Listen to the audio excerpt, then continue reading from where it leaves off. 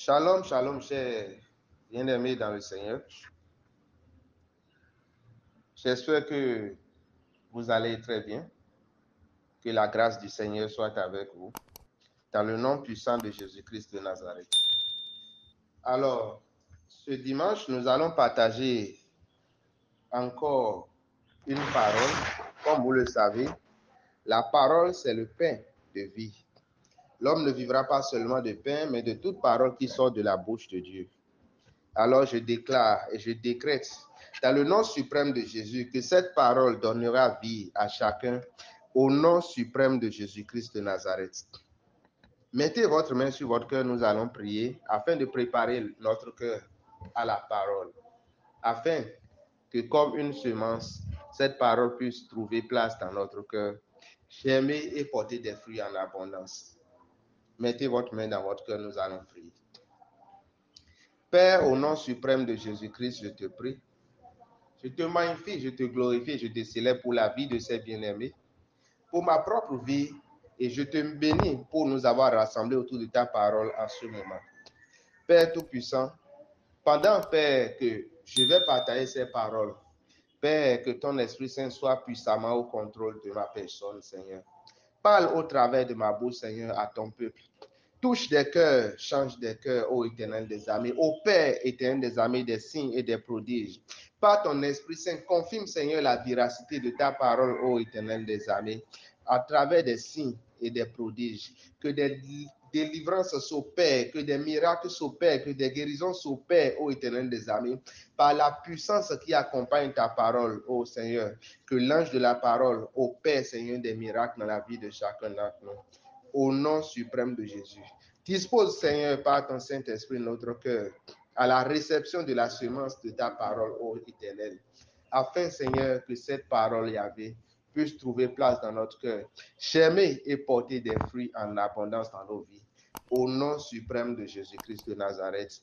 Amen, amen, amen. Alors, comme nous l'avons commencé depuis le jeudi passé, nous avons commencé par partager un thème qui s'intitule « Redécouvrir Jésus-Christ ». Alors, ce dimanche, nous allons partager la deuxième partie de cette série. Et le sous-thème d'aujourd'hui s'intitule « En quoi est-ce que Jésus-Christ représente pour nous un véritable secours ?» Alors, bien-aimés dans le Seigneur, la dernière fois, nous avons eu à découvrir quelques vérités sur le nom de Jésus-Christ, selon lesquelles le nom de Jésus-Christ est un nom rendu grand et en lui se déploie la toute-puissance de Dieu pour secourir qu'il évoque.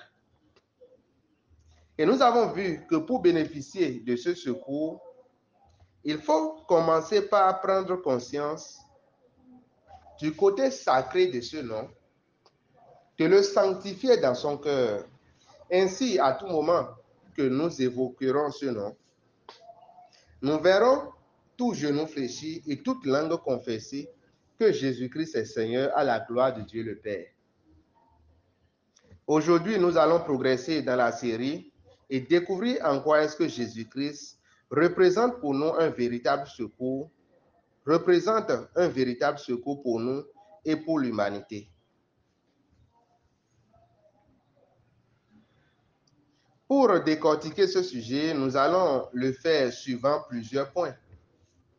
Le premier point que nous allons apporter, nous allons d'abord aller à la genèse de l'humanité. Parce que nous avons dit que ce nom représente un véritable secours pour nous et pour l'humanité. Donc, nous irons à la genèse de l'humanité, à la genèse de toutes choses. Alors, premièrement, nous devons remonter à la genèse de l'humanité. Si nous étudions le livre de Genèse, nous découvrons que c'est Dieu qui a créé l'homme à son image et à sa ressemblance. Genèse 1, verset 27. Et lui a donné son esprit, le souffle de vie. Genèse 2, verset 7. Mais ce dernier a péché et est tombé sous l'emprise du souffle de la mort, tel que Dieu l'avait prévenu. Le jour où tu en mangeras, tu mourras. Genèse 2, verset 17. Cette corruption d'avec l'esprit de mort fait en sorte que tout ce qui entoure Adam le conduisait vers la mort et il produisait des fruits de la mort. C'est-à-dire, c'est ainsi que nous lisons dans Genèse 6, verset 5, l'Éternel vit que la méchanceté des hommes était grande sur la terre et que toutes les pensées de leur cœur se portaient chaque jour uniquement vers le mal. Voilà l'histoire de l'être humain. Originellement, la plupart des hommes issus de la semence d'Adam portent la semence du mal. Et cette semence du mal a pour conséquence que sa terre soit maudite et que son cœur soit méchant. En traduction simple, il vivra pauvre toute sa vie, produira des fruits de la mort et par finir, il mourra. C'est-à-dire, il deviendra éternellement esclave de l'esprit de mort. Tel est foncièrement le sort de l'être humain. Mais Dieu qui a créé l'homme n'a pas voulu le laisser à son sort. Premièrement, parce que l'homme n'a pas demandé à être créé. Pourquoi nous créerait-il et nous abandonnerait à notre sort? Ce serait injuste de sa part. Et deuxièmement, Dieu nous aime tant. Vous voyez, Dieu nous a créés. Souverainement, il nous a créés. Dans son projet, c'est qu'il puisse être avec nous. Et comme il est le Dieu Tout-Puissant, s'il est avec nous, nous n'aurons pas de problème. Parce qu'il met en effet à notre disposition la force nécessaire pour dominer toute autre force. Mais le diable, dans sa ruse, nous a fait tomber. Et dans cette chute, sa force nous a quittés. L'autorité qu'il nous a conférée nous a quittés. Nous sommes devenus comme de simples créatures. Et étant donné que nous sommes devenus de simples créatures, nous sommes en proie à toutes sortes de mauvaises semences. Alors, Dieu qui nous a créés, qui a voulu que nous soyons à son image et à sa ressemblance, est-ce qu'il va nous laisser comme ça? Ce qu'il a décidé de créer à son image et à sa ressemblance, est-ce qu'il va laisser ça être utilisé et malmené comme de vils objets? C'est ainsi que dans son amour et dans sa justice, il a voulu nous aider. Il prophétisa dès la déchéance de l'être humain contre le serpent, l'auteur de la déchéance de l'humanité. Il dit, je mettrai l'inimitié entre toi et la femme, entre ta postérité et sa postérité. Celle-ci t'écrasera la tête et tu lui briseras le talon. Genèse 3, verset 15.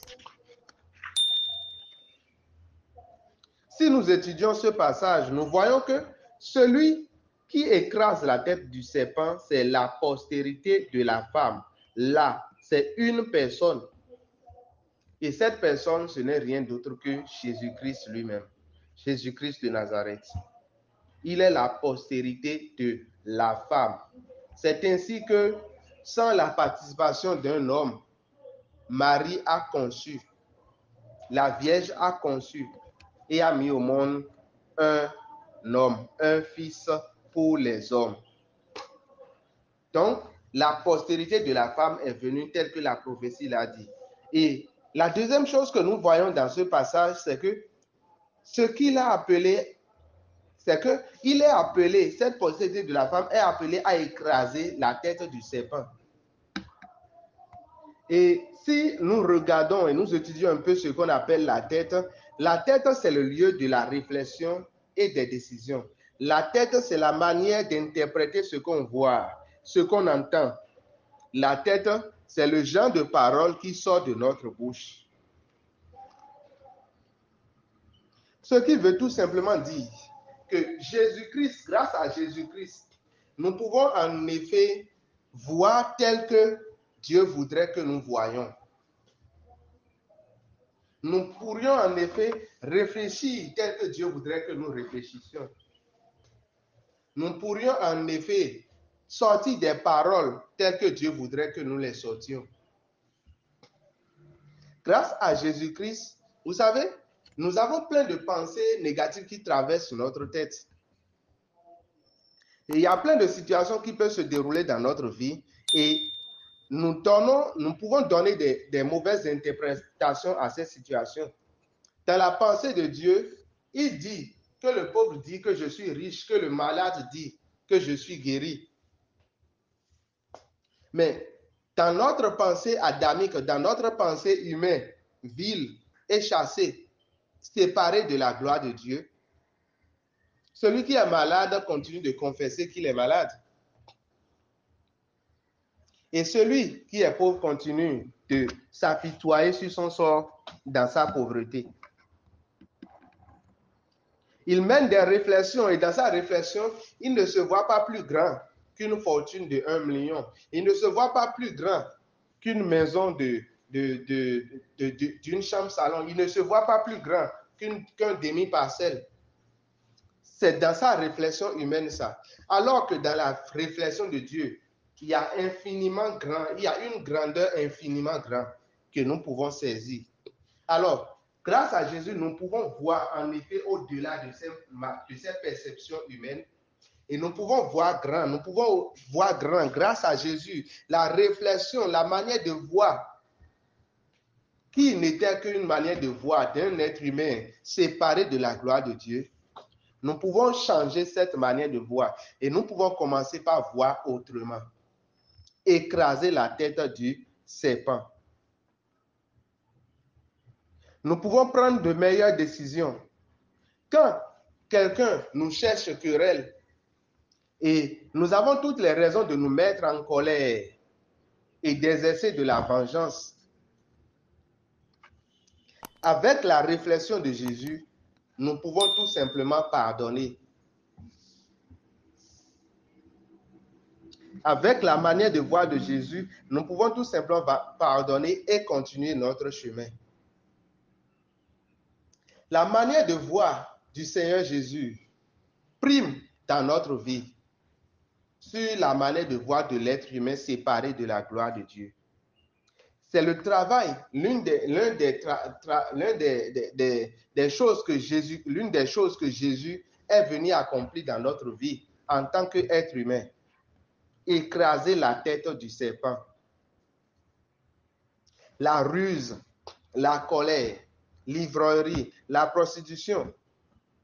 Ces manières de voir, nous pouvons en effet surpasser ces choses et vivre dans la sanctification, écraser la tête du serpent. Et pendant que tout le monde dans notre environnement confesse qu'ils sont pauvres,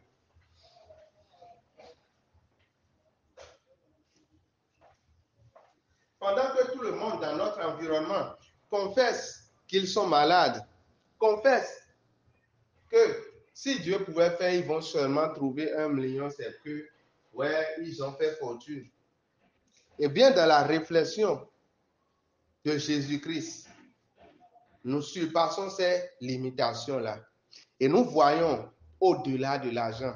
Nous voyons une richesse immense, toutes sortes de bénédictions dans les lieux élevés. Nous nous voyons dans la grandeur. Nous voyons tel que roi. Nous surpassons la réalité et nous passons à la dimension de la foi.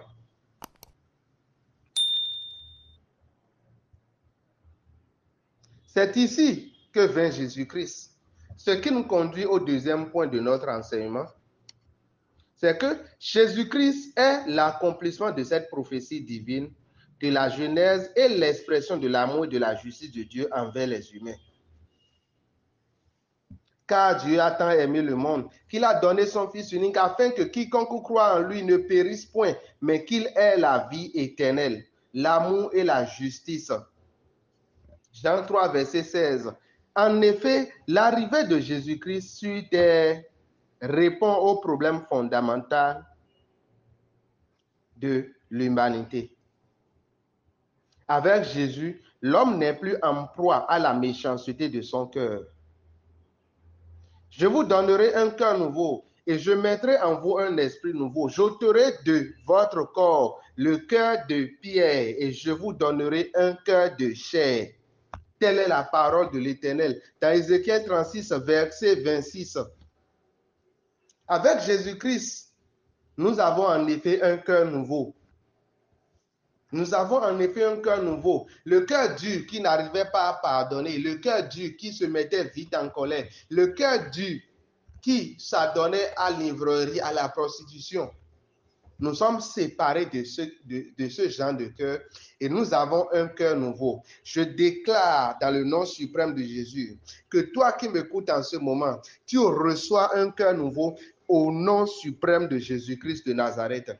Ce qui était difficile pour toi à accomplir, avec ce nouveau cœur, dans le nom suprême de Jésus-Christ, tu vas l'accomplir au nom suprême de Jésus-Christ de Nazareth. S'il t'était difficile de pardonner, s'il t'était difficile de concevoir la guérison dans ta vie, s'il t'était difficile de concevoir la richesse dans ta vie, s'il t'était difficile de concevoir l'harmonie avec tes voisins dans ta vie, au nom suprême de Jésus-Christ de Nazareth, tu reçois un cœur nouveau maintenant au nom suprême de Jésus et ce cœur nouveau te donne d'aller au-delà de ces perceptions humaines et de vivre la vie divine pleinement sur la terre des hommes au nom suprême de Jésus-Christ de Nazareth. Amen. Avec Jésus, l'homme ne produit plus les fruits de la mort et par conséquent est libéré du joug de la mort. Vous savez, la Bible dit que afin que quiconque croit en lui ne périsse point, mais qu'il ait la vie éternelle. C'est que nous sommes en effet libérés du joug de la mort. Et quand nous lisons dans Genèse 3, verset 17 à 19, il est écrit, le sol sera maudit à cause de toi. C'est à force de peine que tu en tireras ta nourriture tous les jours de ta vie. Il te produira des épines, des ronces, et tu mangeras de l'herbe des champs. C'est à la sueur de ton visage que tu mangeras du pain, jusqu'à ce que tu retournes à la terre d'où tu as été tiré. Car tu es poussière et tu retourneras dans la poussière. Genèse 3, 17 à 19. C'est la manifestation de la mort. En fait, Dieu ne maudissait pas Adam. Dieu essayait de faire comprendre à Adam les conséquences de l'acte qu'il a posé. Ce qu'il a fait en sorte que la vie divine l'a quitté. La force de Dieu l'a quitté. La faveur de Dieu l'a quitté. Il a été livré à l'esprit de mort. Et l'esprit de mort, quand il arrive dans notre vie, il ne fait que produire des fruits qui vont nous conduire à la mort. La méchanceté, la pauvreté et par finir, la mort elle-même. Toutes les fois que tu fais des efforts dans ton travail et rien ne prospère, tu fais des efforts, tu te donnes, tu fais beaucoup d'efforts pour que ton travail marche. Mais bizarrement, tous les efforts que tu fais, ça ne produit pas les fruits qu'il faut. Eh bien, en ce moment, sache que la mort est en train de travailler dans ta vie. Tu fais beaucoup d'efforts pour produire, mais ta productivité donne des épines et des ronces. C'est-à-dire que tu récoltes que de douleurs, tu récoltes que des problèmes dans ton travail.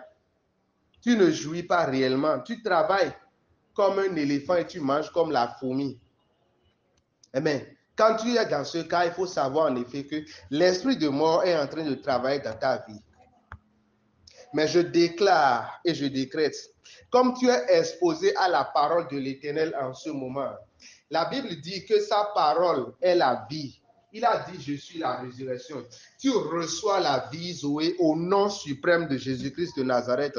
Là où subsistait la mort, je déclare que la vie prend place au nom suprême de Jésus-Christ de Nazareth. Amen, alléluia. Donc, avec Jésus, nous avons foncièrement ce passage qui dit, l'Esprit du Seigneur est sur moi parce qu'il m'a oint pour annoncer une bonne nouvelle aux pauvres. Il m'a envoyé pour guérir ceux qui ont le cœur brisé, pour proclamer aux captifs la délivrance et aux aveugles le recouvrement de la vie, pour renvoyer libres les opprimés, pour publier une année de grâce du Seigneur.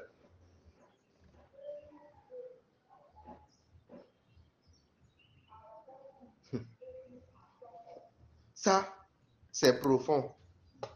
Vous voyez que tout ce qu'il a dit là, que l'Esprit du Seigneur est sur lui, tout ce qu'il a dit, que l'Esprit du Seigneur est sur lui pour accomplir là, ça répond au problème que Adam a reçu dès la Genèse, que l'humanité a reçu dès la Genèse. Il dit que quoi? Une bonne nouvelle aux pauvres. Il dit quoi ensuite? Guérir ceux qui ont le cœur brisé. Il dit quoi ensuite? Proclamer aux captifs la délivrance, aux aveugles le recouvrement de la vie, de la vue, pour renvoyer libres les opprimés. Alléluia. Jésus est la réponse aux problèmes de l'humanité. Nous aurons beau sortir de nouvelles technologies, nous aurons beau créer de solutions, de nouvelles solutions, nous aurions beau créer de nouveaux médicaments, nous aurions beau créer des hôpitaux de dernier cri, nous aurions beau créer toutes sortes de solutions, de coaching, quel que soit ce que nous faisons, les efforts que nous faisons, Jésus-Christ demeure la solution aux problèmes de l'humanité. Jésus-Christ demeure la seule et l'unique solution aux problèmes de l'humanité. Quel est le problème qu'il y a dans ta vie? Est-ce le problème de la maladie? Est-ce le problème des envoûtements? Est-ce le problème du manque de travail? Est-ce le problème? Quel est le problème qu'il y a dans ta vie? Je dis que tu es béni maintenant au nom suprême de Jésus-Christ et ces problèmes partent de ta vie maintenant dans le nom suprême de Jésus-Christ de Nazareth. Reçois ta libération maintenant. Reçois ta guérison maintenant. Reçois ta richesse maintenant. Reçois maintenant la réparation des brisements de ton cœur. Reçois la libération de ta captivité. Reçois maintenant, dans le nom suprême de Jésus-Christ, la libération de toute oppression au nom suprême de Jésus-Christ de Nazareth. Une grâce, une année de grâce du Seigneur t'est annoncé maintenant dans le nom suprême de Jésus-Christ de Nazareth. Et voilà ce que Jésus a fait. Il roula le livre, le remit au serviteur et s'assit. Tous ceux qui se trouvaient dans la synagogue avaient les regards fixés sur lui. Alors il commença à leur dire: aujourd'hui, cette parole de l'Écriture que vous venez d'entendre est accomplie. Je déclare ces paroles accomplies dans ta vie au nom suprême de Jésus-Christ de Nazareth. Je déclare ces paroles accomplies dans nos vies au nom suprême de Jésus-Christ de Nazareth. Nous lirons ce passage dans Luc 4, versets 18 à 21. D'autre part, nous lisons dans le livre de Jean 11, verset 25. Jésus lui dit: je suis la résurrection et la vie. Celui qui croit en moi vivra, quand même il serait mort. Alléluia. Dis: je suis immortel. Dis à ton voisin: je suis immortel. Confesse-le de ta bouche. Dis à ton voisin: je suis immortel. Celui qui croit en moi vivra, quand même il serait mort. Alléluia.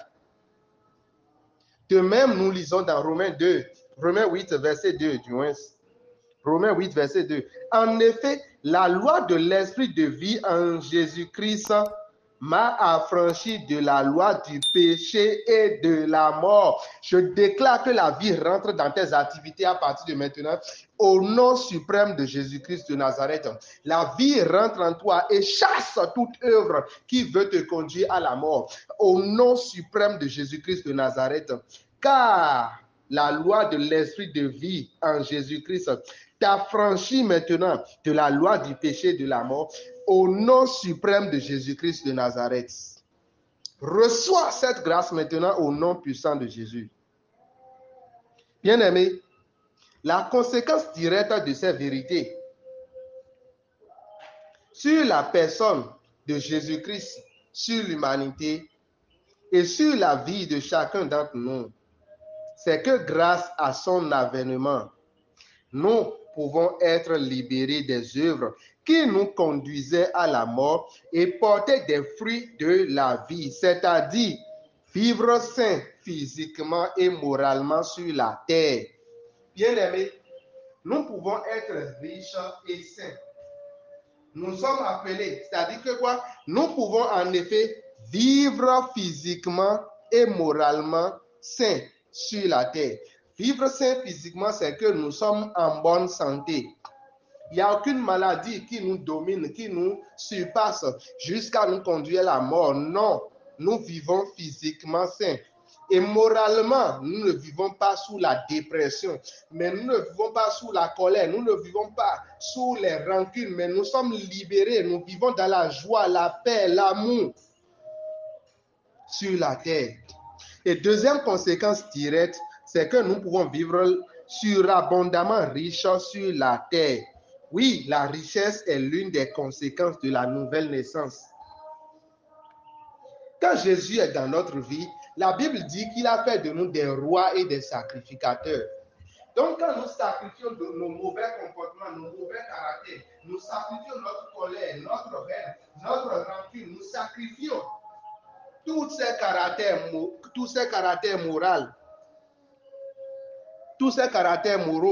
qui nous empêchent d'être en paix et nous adoptons le caractère de Jésus-Christ. Eh bien, nous faisons en effet des sacrifices en tant que sacrificateurs. Et d'un autre côté, nous sommes aussi des rois. C'est-à-dire que quoi? Nous exerçons de l'autorité. Tout ce que nous entreprenons, ça réussit. La Bible dit que David réussissait tout ce qu'il entreprenait. Et la Bible dit à Saül, fais ce que tu as à faire. Tu réussiras car l'Éternel est avec toi. Donc, dans la royauté, nous réussissons. Dans la royauté en Christ, nous réussissons. Reçois la réussite à partir de maintenant au nom suprême de Jésus. Je déclare tous les projets qui sont en attente, tous les projets que tu avais, qui ont échoué jusqu'à maintenant. Je déclare la réussite sur ces projets. Au nom suprême de Jésus-Christ de Nazareth. Ces projets reçoivent la vie maintenant au nom suprême de Jésus-Christ et s'accomplissent parfaitement dans le nom puissant de Jésus-Christ. Bien-aimés, c'est extraordinaire. Mais comment faire pour que ces vérités deviennent une réalité dans nos vies distinctes? Nous devons faire de ces vérités une réalité dans nos vies. Parce que les réalités que nous vivons aujourd'hui ne sont pas forcément des réalités, ne sont pas les vérités qui devraient normalement être rattachées à nos vies. Nos vérités se trouvent dans la parole de Dieu, se trouvent dans la méditation de la parole de Dieu. Comment donc faire en sorte que notre réalité puisse prendre la forme de ces vérités? Eh bien, c'est ce que nous allons découvrir dans la suite de la série. À présent, nous sommes en effet à la fin de l'enseignement de ce jour et nous allons élever quelques points de prière, mais déjà, je veux que tu commences à rendre grâce à l'Éternel pour cette lumière que tu viens de recevoir. Commence à rendre grâce à Dieu, rends grâce à l'Éternel. Dis merci Seigneur pour cette lumière. Dis merci Seigneur pour ce capsule de lumière que tu m'as donné ce matin. Merci pour ta puissance qui accompagne ta parole. Merci pour l'ange de la parole qui agit puissamment dans ma vie, pour établir chacune de ces paroles dans ma vie. Merci Yahvé, merci, merci, merci. Merci, ô Éternel Tout-Puissant, pour la vigueur de ta puissance à l'égard de ton Église, à l'égard, ô Éternel des armées, de ton serviteur, de ton serviteur, le docteur Aïkaz. Dis merci, dis merci, dis merci. Dis merci pour la vigueur de sa puissance à l'égard de nous tous qui écoutons ces paroles. Dis merci Seigneur. Remercie l'Éternel. Remercie le Seigneur. Au nom suprême de Jésus-Christ de Nazareth. Amen, amen, amen.